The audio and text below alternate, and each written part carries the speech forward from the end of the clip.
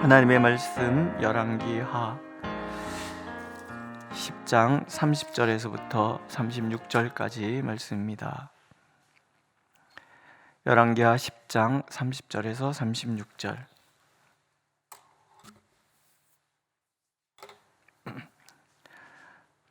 우리 한 목소리로 읽겠습니다. 30절. 여호와께서 예후에게 이르시되 내가 나보기에 정직한 일을 행하되 잘하여 내 마음에 있는 대로 아합 집에 다 행하였은즉 내 자손이 이스라엘 왕위를 이어 4대를 지내리라 하시니라. 그러나 예후가 전심으로 이스라엘 하나님 여호와의 율법을 지켜 행하지 아니하며 여로보암이 이스라엘에게 범하게 한 그 죄에서 떠나지 아니하였더라. 이때 여호와께서 이스라엘에서 땅을 잘라내기 시작하시매 하셀이 이스라엘의 모든 영토에서 공격하되 요단 동쪽 길르앗 온 땅 곧 갓 사람과 르우벤 사람과 므낫세 사람의 땅 아르논 골짜기에 있는 아로엘에서부터 길르앗과 바산까지 하였더라. 예후의 남은 사적과 행한 모든 일과 업적은 이스라엘 왕 역대 지략에 기록되지 아니하였느냐. 예후가 그의 조상들과 함께 잠에 사마리아에 장사되고 그의 아들 여호아스가 그를 대신하여 왕이 되니라. 예후가 사마리아에서 이스라엘을 다스린 횟수는 28해이더라. 아멘. 하나님의 계획을 하나님이 이루시도록 내어드리는가, 아니면 하나님의 계획을 알고 있는 인간이 그것을 이루어 가야 하는가, 이런 질문들이 우리 신앙생활에 늘 존재합니다. 어떤 게 옳을 거라고 생각하십니까? 우리는 하나님의 계획이 있으면 하나님께서 하나님의 때에 하나님의 방법으로 이루시도록 내어드려야 하는데 그러지 않는 경우가 많습니다. 하나님의 계획을 내가 이루어야 한다는 그런 착각에 빠질 때가 많이 있다라는 거죠. 예후의 그 모습을 보면 그런 모습이 극명하게 드러납니다. 오늘 말씀에 보면 예후의 통치가 시작되고 여호와께서 이스라엘 땅을 잘라내기 시작했다, 이런 말이 등장을 합니다. 하나님께서 이스라엘을 징계하시기 시작했다는 그런 뜻인데, 예후는 아람왕 하사엘과의 전쟁에서 거듭 패해서 요단강 동편에 있는 모든 땅을 잃어버립니다. 여호사밧이나 아사의 통치에 하나님께서 사방에 평화를 주셨다라고 이야기하는 것과 너무나 다른 거예요. 하나님의 마음에 있는 것 다 행하였다. 그래서 네 왕조가 4대까지 갈 것이다 라고 약속하신 하나님께서 왜 이스라엘을 징계하시는가? 왜 예후의 통치가 실패로 돌아가게 만드시는가? 원인은 물론 이스라엘이 예후의 통치에 이르러서까지 여로보암의 죄에서 떠나지 않았다는 것이 문제가 됩니다. 그러나 오늘 말씀에 보면 더 중요한 진단이 나오죠. 예후가 전심으로 하나님을 섬기지 않았다. 우리가 보면 앞에서 반복해서 엘리사에 대한 이야기가 나와요. 엘리사 선지자가 얼마나 엄청난 하나님의 능력으로 무장한 그런 사람인지, 그러니까 하나님의 능력이 엘리사를 통해서 얼마나 강력하게 나타났는지, 엘리야보다도 훨씬 강력하게 하나님이 역사하셨던 엘리사가 예후 통치 28년 동안 한마디도 하지 않습니다.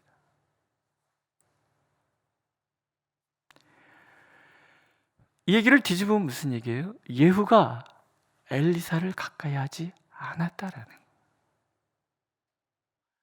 하나님의 영에 너무나 크게 무장되어 있는, 감동되어 있는 엘리사가 옆에 있는데 예후가 엘리사를 가까이 하지 않아요. 이 얼마나 큰 손해예요? 왜?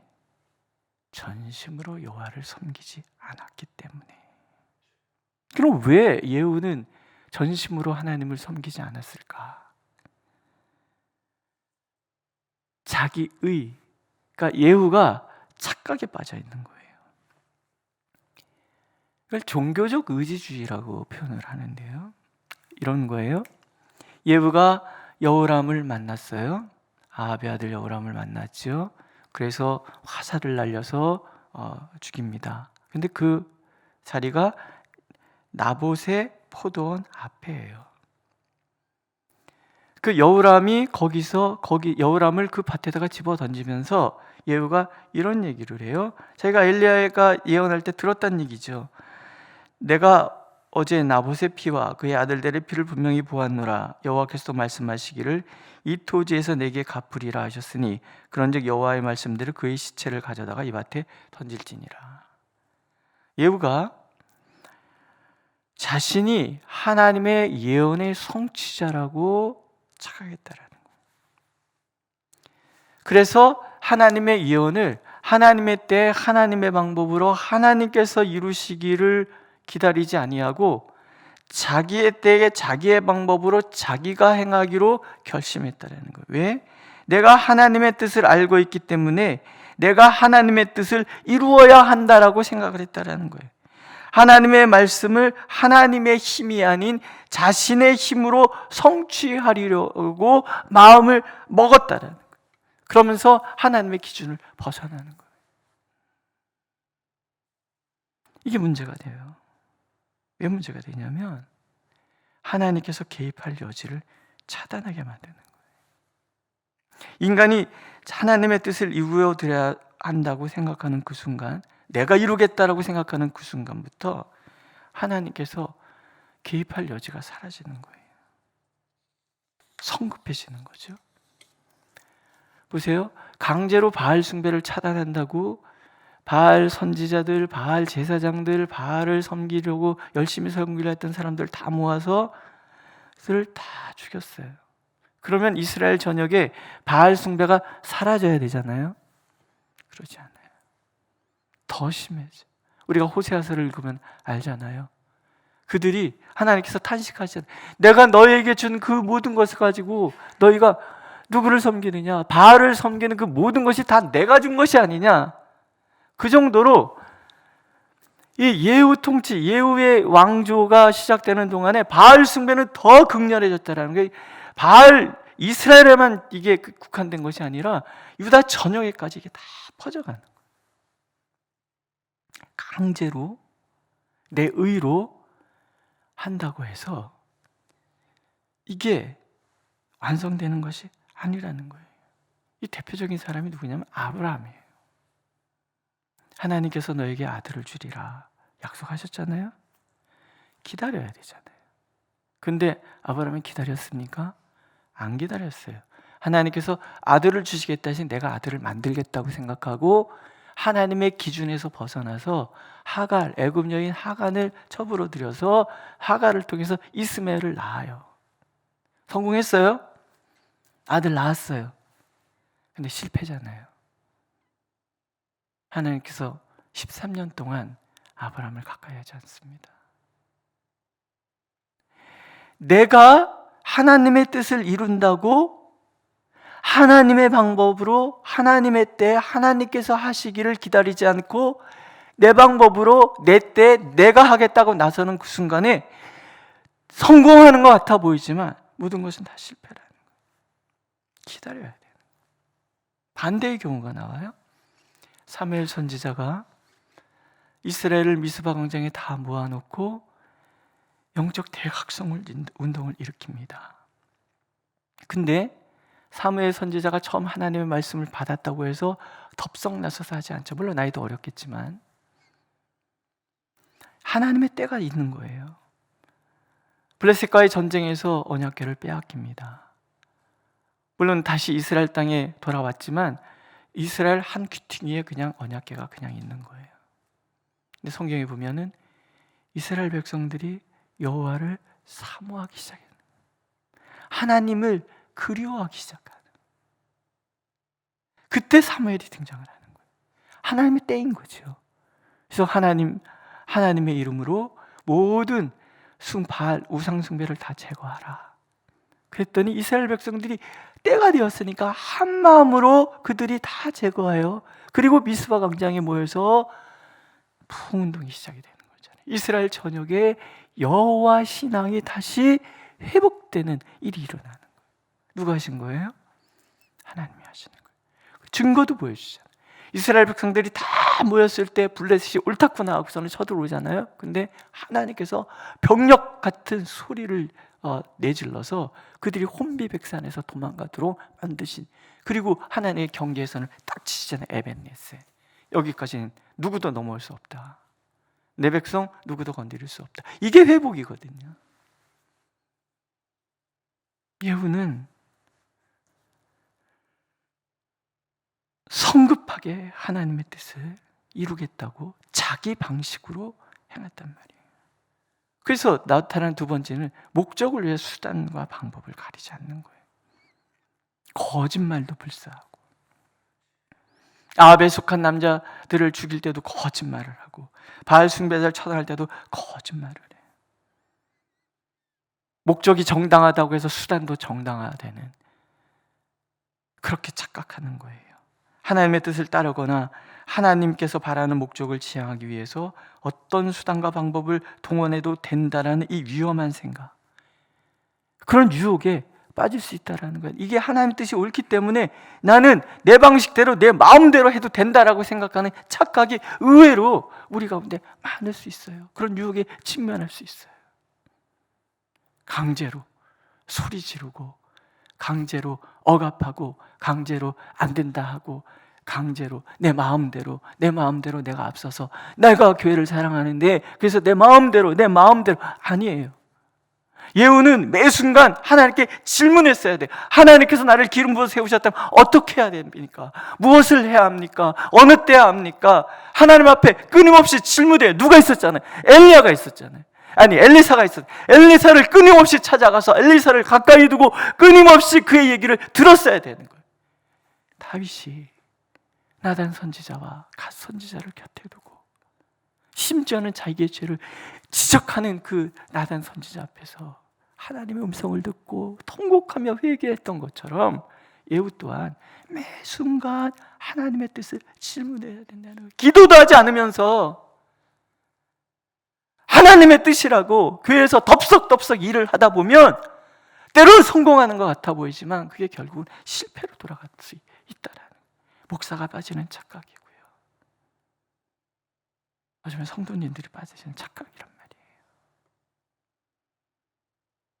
그래서 내가 중요한 직분을 맡게 되면요, 기도가 멈춰서는 안 돼요. 하나님께 기도해야 돼요. 의사를 결정할 때 기도해야 돼요. 그리고 내가 덥석 나서는 것이 아니라 들어야지 돼요. 사람들의 얘기도 들어야 되고, 그래서 하나님 기도하는 사람, 하나님의 종의 이야기를 참고 삼아라도 들어야 되는 거예요. 예후는 그걸 하지 않아요. 아니, 이런 걸출한 선지자가 있었는데 어떻게 그럴 수가 있냐는 얘기죠. 그렇지 않습니까? 그러다 보니까 목적을 이루기 위해서 수단과 방법을 다, 어떤 수단과 방법을 가리지 않는 유혹에 빠져버려요. 근데 정직하게 뭐예요? 자기의 욕망, 예후 왕조의 통치를 위해서 대적자들을 다 제거했을 뿐이에요. 국가 종교로 이스라엘 백성들의 이념을 통치하려고 하는 자기 욕망에 빠졌을 뿐이라는 거죠. 그러다 보니까 위선에 빠지잖아요. 자신의 잘못을 돌아보지 않아요. 잔혹한 살인행위, 하나님이 원하시는 거예요. 물론 엘리야도 바알 선지자와 아세라 선지자를 일순간에 계곡에 데려가서 다 죽여버립니다. 근데 엘리야의 행동과 예후의 행동이 달라요. 왜? 엘리야는 하나님께서 하라시는 대로 하는 거고, 예후는 자기 방식대로 하는 것뿐이에요. 그러니까 성경은 이렇게 결론을 내리는 거예요. 예후가 전심으로 하나님을 섬기지 않았다. 위선. 하나님을 내적으로는 섬기지도 않으면서 겉으로만 그렇게 하는 척한 그런 마음을 갖고 있었다라는 거예요. 누가 알고 계십니까? 하나님이 알고 계시는 거예요. 우리의 속 깊숙한 곳까지도 다 살펴하시는 하나님이 예후의 그 동기를 다 알고 계시는 거예요. 예후는 하나님의 뜻을 이루고자 하는 마음이 있었던 것이 아니라 자기가 왕이 되었기 때문에 자기의 통치를 이루기 위해서 그렇게 행동했다라는 거예요. 그래서 그 벌이 하나님께서 이스라엘 하사엘을 통해서 이스라엘 나라를 잘라내기 시작하시는 거예요. 28년 동안 하나님께서 침묵하시는 이유예요. 읽으면서 참 안타까운 게 뭐냐면 그 예후가 죽고 나서 그 아들의 통치가 있었는데 그 여호아스라는 아들의 통치에도 엘리사는 아무 말 안 해요. 맨 마지막에 그 여호아스의 아들이 왕이 되었을 때 큰 병에 걸렸을 때 찾아가요. 이스라엘의 병과 마병이요. 이 아들은 엘리사가 소중한 줄 알았던 것 같아요. 근데 어떻게 엘리사는 그때 이미 나이 들어 병들어 죽게 됐어요. 그때 비로소 얘기합니다. 당신의 화살을 날리소서. 그리고 그 화살로 땅을 치소서. 예언적 행동이죠. 3번 치고 말아요. 왜 3번만 치냐고. 수십 번을 두드렸어야지 되지 않냐고. 그래서 그 활이 하나님이 아람을 심판하시겠다는 약속이라는 것을 알고, 그리고 그 아들이 전쟁터에 나가서 아람과 3번 싸워 3번을 이깁니다. 10번을 뚫겠으면 10번 싸워서 아람 전체를 이겼겠죠. 너무나 안타까워. 하나님이 말씀하시는 것이 중요하잖아요. 그렇지 않습니까? 오늘도 우리가 하나님의 음성을 듣는 게 중요해요. 내가 다 안다고 해도 늘 하나님께 기도하고 하나님께 무릎 꿇고 어찌하면 좋겠습니까? 그래서 하나님의 사람들의 이야기에 귀를 기울이고, 그래서 그 이야기들이 모일 때 하나님의 뜻이 완성이 되는 거 아니겠습니까? 오늘도 내 의가 하나님의 뜻을 앞설 수 있어요. 그때 우리는 조심해야 되는 거예요. 내 의가 하나님의 뜻을 결코 앞서지 않도록, 내 때가 하나님의 때보다 앞서지 않도록, 내 방법이 하나님의 방법을 뛰어넘지 않도록 우리 늘 조심해야 돼요. 호세아 선지자를 통해서 하나님 이런 말씀을 하십니다. 내가 분노함으로 네게 왕을 주고 진노함으로 패하였노라. 아합에게 분노하셔서 예후를 세우셨지만 예후가 하나님 마음에 합하지 않아요. 그래서 예후에게 진노하여 예후를 패하시는 거예요. 칼이 칼을 부르게 하시고, 그래서 결국은 이스라엘이 서로 죽이다가 망하고 맙니다. 슬픈 일이죠. 예수님의 모습을 보세요. 하나님의 아드님이세요. 근데 예수님은 매 순간 기도하잖아요. 새벽에 기도하시고, 중요한 결정할 땐 철회하며 기도하시고, 습관을 따라 기도하시고, 유혹에 질까봐 유혹에 무너지지 않도록 늘 깨어서 기도하시는 그런 예수님의 모습, 그것이 내 이 종교적 의지주의를 뛰어넘어서 하나님의 뜻을 전심으로 따르는 그런 삶을 살아내게 한다는 것, 하나님 우리가 알기를 원하십니다. 오늘도 기도하시면서 하나님의 뜻을 구하고 하나님의 뜻을 알므로 하나님의 사랑받는 그런 하나님의 사람들이 되시기를 주의 이름으로 축복합니다.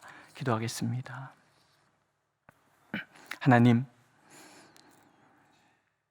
우리를 사랑하셔서 하나님의 자녀 삼아주시고 우리를 사랑하셔서 하나님의 종되게 하신 걸 참 감사합니다.